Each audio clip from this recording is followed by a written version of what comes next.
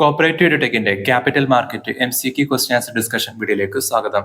Kerala financial corporation assistant Kerala PSC പരിശീലനത്തിന്റെ ഭാഗമായിട്ട് capital market 7ാമത്തെ മൊഡ്യൂള് അതുമായി ബന്ധപ്പെട്ട public issue, FPO, procedure of public issue എന്നീ ഭാഗങ്ങൾ ഉൾപ്പെടുത്തിയ അവസാന ക്ലാസ്സുമായി ബന്ധപ്പെട്ട MCQ ക്വസ്റ്റ്യനുകളാണ് ഈ വീഡിയോയിൽ ഉൾപ്പെടുത്തിയത്. ആദ്യമായിട്ട് കാണുന്നവർ ചാനൽ സബ്സ്ക്രൈബ് ചെയ്യുക. ക്ലാസ്സിന്റെ നോട്ടുകൾ ടെലഗ്രാം ഗ്രൂപ്പിൽ ലഭ്യമാണ്. ഇതുമായി ബന്ധപ്പെട്ട MC ക്വസ്റ്റ്യൻസ് നോക്കാം. പബ്ലിക് ഇഷ്യൂ റെഫേഴ്സ് ടു, എന്തിനാണ് പബ്ലിക് ഇഷ്യൂ എന്ന് പറയാം? പബ്ലിക്കിനുള്ള ഇഷ്യൂവിനെയാണ് പറയാറ്. Issue of securities to promoter അല്ല, ടു ദി ജനറൽ പബ്ലിക് ആണ്. Issue of securities to the general public. B option ആണ് ശരി ആൻസർ. എംപ്ലോയീസ് ഓൺലി, പ്രൈവറ്റ് പ്ലേസ്മെന്റിനൊന്നും പബ്ലിക് ഇഷ്യൂ എന്ന് പറയില്ല. അതൊക്കെ ഫണ്ട് റൈസ് ചെയ്യാനുള്ള ഓരോ ഫ്ലോട്ടേഷൻ മെത്തേഡ് ആണ്. Next, which of the following is not a type of public issue? Not a type of public issue ചോദിച്ചത് IPO type of public issue ആണ്, FPO type of public issue ആണ്, right issue partially എങ്കിലും ഒരു public issue ആണ്, bonus issue തികച്ചും public issue അല്ല. അത് എന്താണ്? എക്സിസ്റ്റിംഗ് ഷെയർ ഹോൾഡേഴ്സിന് ഇഷ്യൂ ചെയ്യുന്നതാണ് കമ്പനി ഫ്രീ ആയിട്ട്. കമ്പനിന്റെ അക്യുമുലേറ്റഡ് റിസർവ് പ്രോഫിറ്റ് ഒക്കെ ക്യാപിറ്റലൈസ് ചെയ്തിട്ട് ചെയ്യുന്ന ഒരു പ്രോസസ് കൂടിയാണ് ബോണസ് ഇഷ്യൂ എന്നത്. നെക്സ്റ്റ്, ആൻഡ് FPO ഈസ്, എന്തിനാണ് FPO എന്ന് പറയല്ലേ? First issue of securities by A company. ഒരിക്കലും അല്ല, അത് IPO ആണ്. A fresh issue of shares by an already listed company. തീർച്ചയായിട്ടും എ ഫ്രഷ് ഇഷ്യൂ ആണ്, but already listed company, already IPO നടത്തിയ കമ്പനിയാണ്. ഫർദർ അഡീഷണൽ ആയിട്ട് എന്ത് ചെയ്യാണ്? ഷെയർ ഇഷ്യൂ ചെയ്യാണ്. ആ സമയത്ത് അതിനെന്ത് പറയാം? ഫോളോ ഓൺ പബ്ലിക് ഓഫറിംഗ് എന്ന FPO ആയിട്ട് അതിന് പറയാൻ പറ്റും.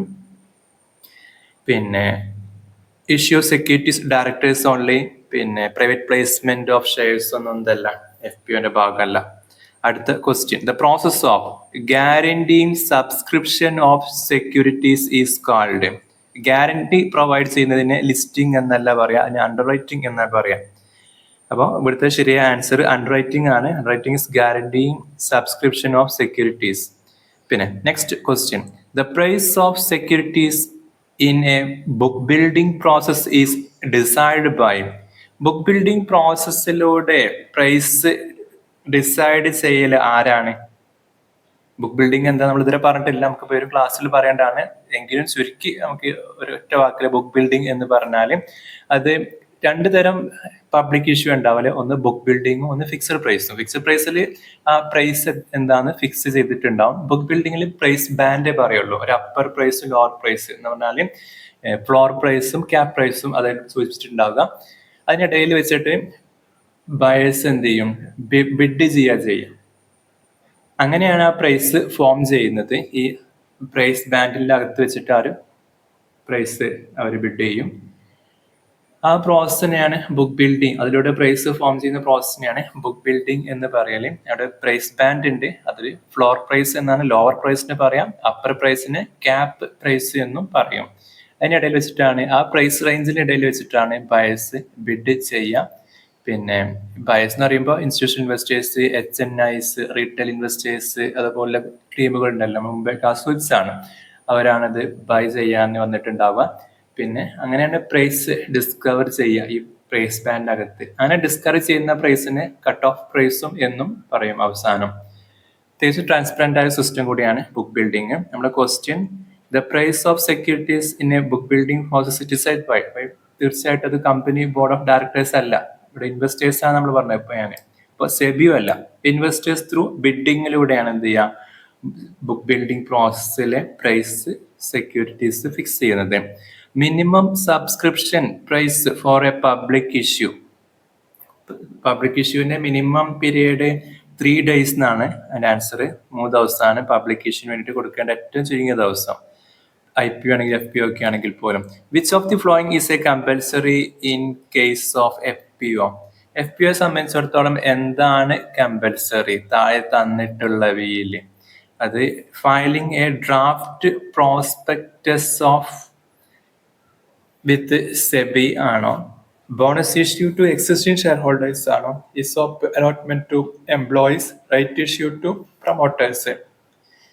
FPO ആണെങ്കിലും IPO ആണെങ്കിലും പ്രോസ്പെക്ടസ് കമ്പൽസറി ആണ്. അപ്പോൾ filing of draft prospectus with SEBI ആണ് ഇത് ശരിയായ ആൻസർ. നോക്കാം. പ്രോസ്പെക്ടസ് എന്ന് പറഞ്ഞാൽ ഇന്ത്യയിൽ ഫൈനൽ എന്താ പറയാ പബ്ലിക്കേഷന് സമയത്ത് പ്രോസ്പെക്ടസ് ഫൈനലായിട്ട് സബ്മിറ്റ് ചെയ്യേണ്ടത് രജിസ്ട്രാർക്കാണ്, രജിസ്ട്രാർ ഓഫ് കമ്പനീസ് ആണ്. അതിനു മുമ്പ് സെബിന്റെ കയ്യിൽ നിന്ന് അതിന്റെ അപ്രൂവൽ കിട്ടിയ ശേഷം ലാസ്റ്റ് സ്റ്റെപ്പാണിത്. അപ്പോൾ പലപ്പോഴും ആൻസർ വായിക്കുന്ന സമയത്ത് അത് സെബിയിലേക്ക് പോയേക്കാം, filing of draft prospectus with SEBI. അത് ഏതായാലും ആ സ്റ്റെപ്പ് ഉണ്ട്. അതിനുശേഷം അപ്രൂവൽ കിട്ടി പിന്നീട് വരുന്ന ലാസ്റ്റ് സ്റ്റേജിൽ വരുന്ന final prospectus of a public issue is filed with the ROC ആണ്, രജിസ്ട്രാർ ഓഫ് കമ്പനീസ് ആണ്. അതായത് സെബിന്റെ അപ്രൂവലിന് ശേഷം. Next question. In a book building issue investors apply a fixed price. നേരത്തെ പറഞ്ഞ ബുക്ക് ബിൽഡിംഗ് എന്താണ്, അപ്പൊ അതിൽ ഫിക്സഡ് പ്രൈസ് ഇല്ല എന്ന് പറഞ്ഞല്ലോ, അത് വേറെ ടൈപ്പാണ്. അപ്പോൾ ഒന്നാമത്തെ ആൻസർ അല്ല. Apply bid within a price band. Price band ഉണ്ടാവും, അപ്പർ ലോവർ പ്രൈസുകൾ, അതായത് cap price and floor price. അതാണ് ഇവിടുത്തെ ശരിയായ answer. Bid within a price band. UGC net commerce 2019 ചോദിച്ച ക്വസ്റ്റ്യനാണ്. പിന്നെ buy shares from secondary market അല്ല, ഗെറ്റ് ഷെയർസ് ഫ്രീ ഓഫ് കോസ്റ്റും അല്ല. Which body regulate public issue? തീർച്ചയായിട്ടും answer security exchange board of India, SEBI ആണ്. CA ഇന്റർമീഡിയറ്റ് ചോദിച്ചൊരു question കൂടിയാണ്. Next question. Which the final prospectus of public issue is filed with. അടുത്ത question repeat അടിച്ചിട്ടുണ്ട്. Registrar of companies, ROC ആണ് final prospectus public ഇഷ്യൂവിന്റെ ഭാഗമായിട്ട് final prospectus submit ചെയ്യേണ്ടത്. Registrar of companies ആണ്. UGC നെറ്റിന് ചോദിച്ച പ്രീവിയസ് ഇയർ ക്വസ്റ്റ്യൻ കൂടിയാണ്. Next. Securities offered in a public issue are credited to investors through. Public issue ആയി offer ചെയ്ത അലോട്ട് ചെയ്ത ഷെയർ എവിടേക്കാണ് ക്രെഡിറ്റ് ചെയ്യപ്പെടുക? ക്യാഷ് റീഫണ്ട് സിസ്റ്റം ആണോ? Physical certificate fund? ഇതിപ്പോ അങ്ങനെയല്ല, ഡിമാറ്റ് അക്കൗണ്ടിലേക്കാണ് എന്ത് ചെയ്യുക, അത് ക്രെഡിറ്റ് ചെയ്യപ്പെടുക. അപ്പൊ അതിന്റെ ശരിയായ answer securities offered in a public issue are credited to investors through demat account ആണ് answer. When a company makes a public issue for the first time it is called. ആദ്യമായിട്ട് public issue ചെയ്യുമ്പോൾ അതിന് പറയുന്ന പേര് FPO അല്ല, IPO ആണ്. UGC നെറ്റിന് ചോദിച്ച ക്വസ്റ്റ്യൻ ആണ്. റൈറ്റ് ഇഷ്യൂ എന്ന് പറയുമ്പോൾ എക്സിസ്റ്റിംഗ് ഷെയർ ഹോൾഡേഴ്സിന് അവസരം നൽകുകയാണ് പുതിയ ഷെയർ വരുന്ന സമയത്ത്. ബോണസ് ഇഷ്യൂ നേരത്തെ പറഞ്ഞല്ലോ. Which of the following is a secondary market activity? FPO, IPO ഒക്കെ പ്രൈമറി മാർക്കറ്റ് ആക്ടിവിറ്റി ആണ്. Right issue primary market activity ആണ്. നമ്മൾ പ്രൈമറി മാർക്കറ്റ് എന്ന ക്ലാസ് മാത്രമേ എടുത്തിട്ടുണ്ട്, ഒരു പാർട്ടുണ്ട്. മുൻകാല ക്ലാസ്സുകൾക്ക് വേണ്ടിയിട്ട് ഡിസ്ക്രിപ്ഷൻ ബോക്സിൽ ലിങ്കുകളോ അല്ലെങ്കിൽ അതായത് പ്ലേ ലിസ്റ്റോ നോക്കുക. Which of the following is which of the following is a secondary market തന്നിരിക്കുന്നത് trading of shares on stock exchange ആണ്. എക്സ്ചേഞ്ച് ഒക്കെ എന്താണ്? സെക്കൻഡറി മാർക്കറ്റ് ആണ്. ഫസ്റ്റ് ഇഷ്യൂ ഫ്രഷ് ഇഷ്യൂ ആണ് പ്രൈമറി മാർക്കറ്റിൽ വരിക. UGC നെറ്റ് 2017 ചോദിച്ച ഒരു ക്വസ്റ്റ്യനും കൂടിയാണ്. Minimum subscription that must be received in a public issue, അത് 90% CA ഇന്റർമീഡിയറ്റിനും നെറ്റിനൊക്കെ പലപ്പോഴും ചോദിക്കുന്ന ഒരു ക്വസ്റ്റ്യൻ ആണ്. എക്സാമിന് പല ക്വസ്റ്റ്യനും കാണാറുണ്ട് ഈ ക്വസ്റ്റ്യൻ. അക്കൗണ്ടിംഗ് ഭാഗത്ത് നിന്ന് ഈ ക്വസ്റ്റ്യൻ ചോദിക്കാറുണ്ട്. ക്യാപിറ്റൽ മാർക്കറ്റ് അല്ലെങ്കിൽ പോലും minimum subscription must be received in public issue is 90%. The lead manager of a public issue is generally. Lead manager ആയിട്ട് ആരാ വരാറ്? മെർച്ചന്റ് ബാങ്കറാ വരാറ്. ബാങ്ക് അല്ല, കമ്പനി സെക്രട്ടറി അല്ല, ചാർട്ടേഡ് അക്കൗണ്ടന്റ് ഒന്നല്ല, മെർച്ചന്റ് ബാങ്കറാണ് ലീഡ് മാനേജർ ആയിട്ട് ഈ പബ്ലിക് ഇഷ്യൂവിന്റെ കേസിലൊക്കെ വരാം. Which of the following is a method of public issue?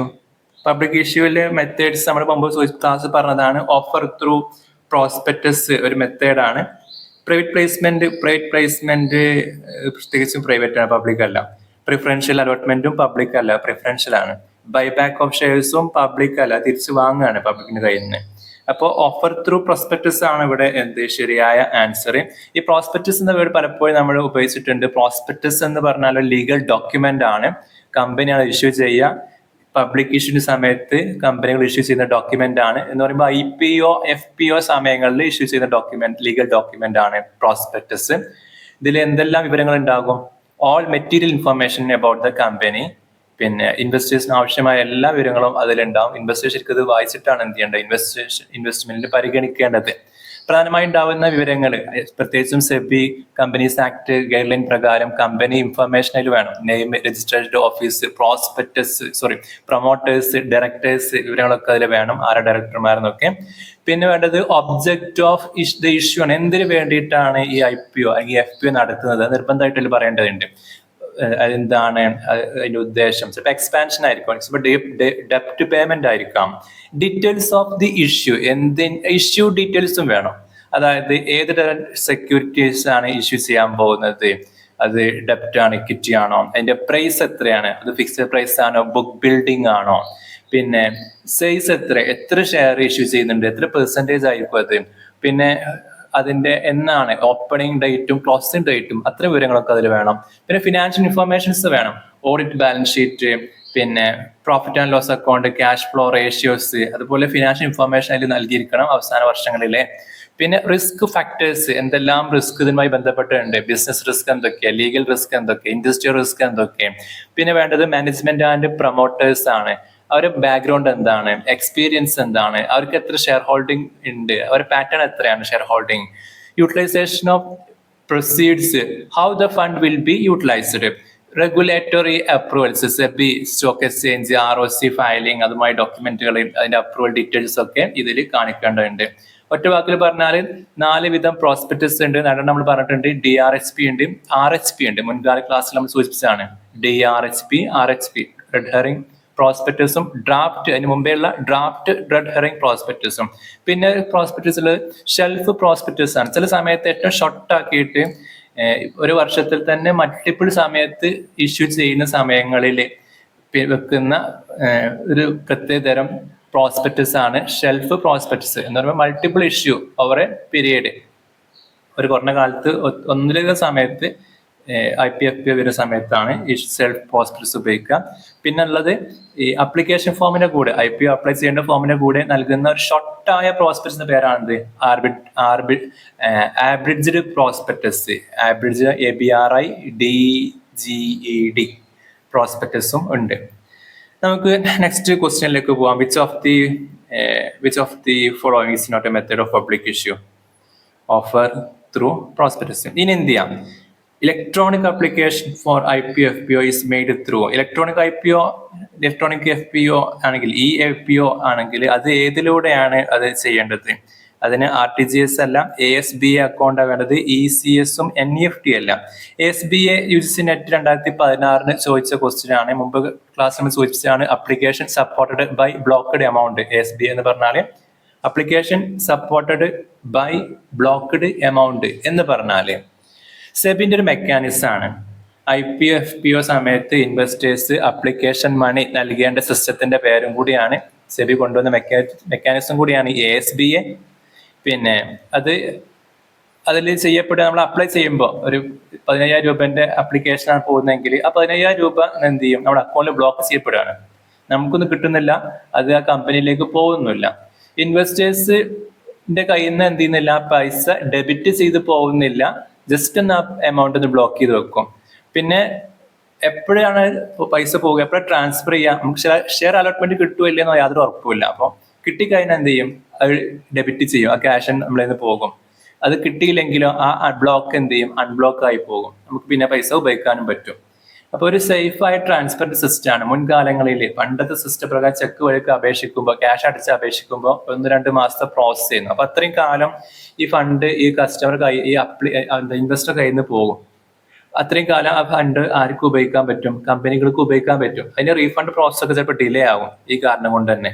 അപ്പൊ അതൊക്കെ ഒഴിവാക്കാൻ വേണ്ടിയിട്ട് സെബി കൊണ്ടുവന്ന ഒരു മെക്കാനിസം കൂടിയാണ്, വളരെ നല്ല മെക്കാനിസം കൂടിയാണ് ഈ ASBA എന്ന account blocked application system.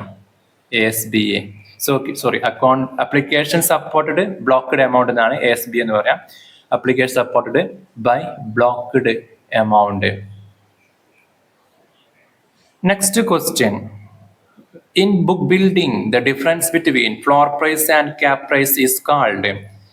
Floor cap പ്രൈസുകൾക്ക് വ്യത്യാസത്തിന് പറയുന്ന പേര് കട്ട് ഓഫ് പ്രൈസ് അല്ല, അത് അവസാനം അത് ഇഷ്യൂ ചെയ്യുന്ന പ്രൈസിനാണ് കട്ട് ഓഫ് പ്രൈസ് എന്ന് പറയാം. പ്രൈസ് ബാൻഡ് ആണ് ഇതിന്റെ ശരിയായ ആൻസർ. പ്രൈസ് ബാൻഡിലാണ് ഏറ്റവും ചെറിയ പ്രൈസിനെ ഫ്ലോർ പ്രൈസ് എന്നും അതിൽ ഏറ്റവും ഹയസ്റ്റ് പ്രൈസിനെ ആ ബാൻഡിന്റെ ഏറ്റവും അപ്പർ ലിമിറ്റിനെ ക്യാപ് പ്രൈസും എന്ന് പറയും. ഇഷ്യൂ പ്രൈസ് ഇഷ്യൂ ചെയ്യുന്ന പ്രൈസ് ആണ്. മാർക്കറ്റ് പ്രൈസ് അതിന് മാർക്കറ്റിൽ ഉണ്ടാകുന്ന പ്രൈസ് ആണ്.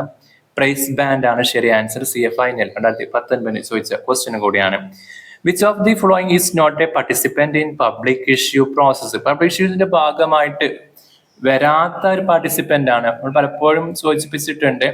അതായത് മെർച്ചന്റ് ബാങ്കർ പാർട്ടിസിപ്പന്റ് ആണ്, രജിസ്ട്രാർ ഇതിന്റെ ഭാഗമായിട്ട് വരും, ലീഡ് മാനേജർ ഇതിന്റെ ഭാഗമായിട്ട് വരുന്നുണ്ട്.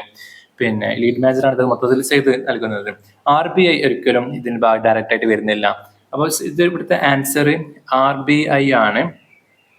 Last question, when securities are allotted to institutional investors on a discretionary basis in FPO, it is called discretionary basis ആണെങ്കിൽ അതിനെന്താ വിളിക്കുക? അതായത് when securities are allotted to institutional investors on discretionary basis in FPO. FPOന്റെ കേസിൽ discretionary ആയിട്ട് ഷെയറുകൾ allot ചെയ്യുകയാണെങ്കിൽ അതിനെ പറയുന്ന പേരാണ് എന്ത്? QIP. QIP എന്ന് പറഞ്ഞാൽ ക്വാളിഫൈഡ് ഇൻസ്റ്റിറ്റ്യൂഷണൽ പ്ലേസ്മെന്റ് ആണ്. ക്വാളിഫൈഡ് ഇൻസ്റ്റിറ്റ്യൂഷണൽ എന്ന് പറയുമ്പോൾ തന്നെ അത് ആരായിരിക്കും? പിന്നെ ഈ പറഞ്ഞ മ്യൂച്വൽ ഫണ്ട് പോലെ വമ്പ കമ്പനികളായിരിക്കും. നമുക്ക് നോക്കാം എന്താണ് QIP. നമ്മൾ ഇതുവരെ പറയാത്ത ടേം കൂടിയാണ് QIP. ക്വാളിഫൈഡ് ഇൻസ്റ്റിറ്റ്യൂഷണൽ പ്ലേസ്മെന്റ് എന്ന് പറഞ്ഞാൽ QIP is a method by which a listed company raise capital by issuing equity share, fully or partly convertible debenture or any other securities.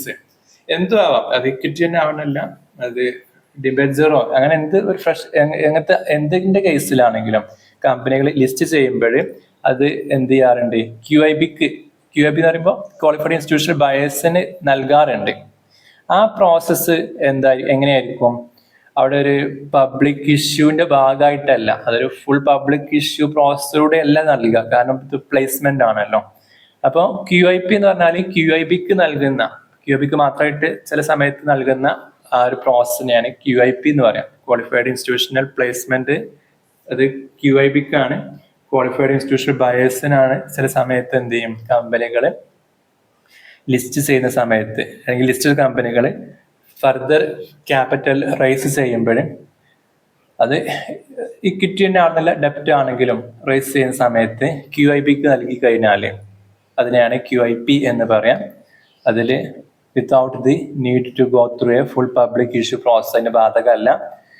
ഇവിടെ ടാർഗറ്റഡ് ടു QIP ഓൺലി ആയിരിക്കും, കാരണം അത് QIPക്ക് മാത്രമുള്ള ഒരു ചടങ്ങാണ്. അതായത് മ്യൂച്വൽ ഫണ്ട്, ഇൻഷുറൻസ് കമ്പനികൾ, ബാങ്കുകൾ, ഫിനാൻഷ്യൽ ഇൻസ്റ്റിറ്റ്യൂഷൻസ് ഒക്കെയാണ് QIP ആയിട്ട് ക്വാളിഫൈഡ് ഇൻസ്റ്റിറ്റ്യൂഷണൽ ബയേഴ്സ് ആയിട്ട് വരിക. മുമ്പ് നമ്മൾ സൂചിപ്പിച്ചാണ് ടൈപ്സ് ഓഫ് ഇൻവെസ്റ്റേഴ്സിന്റെ കേസിൽ.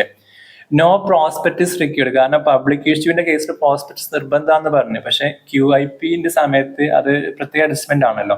ഇവിടെ പ്രോസ്പെക്ടസ് നിർബന്ധമല്ല. പിന്നെ listed company only can use QIP to raise fund, അതായത് ഓൾറെഡി ലിസ്റ്റ് ചെയ്ത കമ്പനിക്ക് മാത്രമേ QIP എന്നത് ഉപയോഗിക്കാൻ പറ്റുള്ളൂ. പിന്നെ പ്രൈസിങ് എന്ന് പറയുന്നത് ഇവിടെ അത് ഒരു ഫോർമുല പ്രകാരം മാർക്കറ്റിൽ ഷെയറിന്റെ പ്രൈസ് ഉണ്ടാവും. അപ്പൊ അതുമായി ലിങ്ക് ചെയ്ത ഒരു ഫോർമുല പ്രകാരം എന്ത് ചെയ്യാണ്? പ്രൈസിങ് ഫിക്സ് ചെയ്യുക. Pricing is determined based on a formula often linked to market price. തീർച്ചയായിട്ടും ഇത് റെഗുലേറ്റ് ചെയ്യുന്നത് SEBI ആണ്, security exchange board of India. അവർക്ക് issue of capital and disclosure requirement regulations 2018 അത് പ്രകാരം ഇത് എന്ത് ചെയ്യാറുണ്ട്? പിന്നെ റെഗുലേഷൻസ് ചെയ്യാറുണ്ട്. ഇതിന്റെ പ്രത്യേകത എന്ന് പറഞ്ഞാൽ ഇത് ഫാസ്റ്റർ ആണ്, കാരണം ഒരുപാട് പ്രോസസ് ഇവിടെ കുറവാണല്ലോ. എക്സ്പെൻസീവ്, അത്രത്തോളം എക്സ്പെൻസീവ് അല്ല. ഒരു പബ്ലിക് ഇഷ്യൂമായി കമ്പയർ ചെയ്യുമ്പോൾ ഇത് ഫാസ്റ്റർ ആണ്, എക്സ്പെൻസീവ് അല്ല. പിന്നെ avoid public scrutiny and lengthy regulatory process, അങ്ങനത്തെ ഒരു എളുപ്പത്തിനുണ്ട്. പിന്നെ ഇതിനെല്ലാം പുറമെ helps company raise fund for expansion, ഡെപ്റ്റ് repayment or other purpose quickly. Purpose എന്തോ ആവട്ടെ, എങ്കിലും സാധാരണ എല്ലാ പർപ്പസും ഇവിടെ ബാധകമാണ്, എന്തോ ആവട്ടെ. പക്ഷെ അതിന് ഫണ്ട് കണ്ടെത്തുക എന്നത് വളരെ എളുപ്പമാണ് QIPയിലാണെങ്കിൽ. ഇപ്പൊ നമുക്ക് കൺക്ലൂഡ് ചെയ്യാം, QIP is a capital raising tool. മറ്റെല്ലാ ടൂളിനെ പോലെ ക്യാപിറ്റൽ റൈസിംഗ് ടൂൾ തന്നെയാണ്. പക്ഷെ പ്രത്യേകത ഉണ്ട്, ഫോർ ലിസ്റ്റഡ് കമ്പനിക്ക് ഇത് പറ്റുള്ളൂ. Where securities are allowed only to institutional investors, QIPകൾക്ക് മാത്രം, ക്വാളിഫൈഡ് ഇൻസ്റ്റിറ്റ്യൂഷണൽ ബയേഴ്സിന് മാത്രമേ ഇത് ഇഷ്യൂ ചെയ്യുള്ളൂ. എന്ന് പറഞ്ഞാൽ മ്യൂച്വൽ ഫണ്ട്, ഇൻഷുറൻസ് കമ്പനികൾ പോലുള്ള QIPകൾക്ക് ആണ് ഇത് എന്ത് ചെയ്യാം? ഇഷ്യൂ ചെയ്യല്. Making it faster and more efficient than a public issue. Public ഇഷ്യൂവിനേക്കാൾ എളുപ്പത്തിൽ എന്ത് ചെയ്യാൻ പറ്റും? Thanks for watching.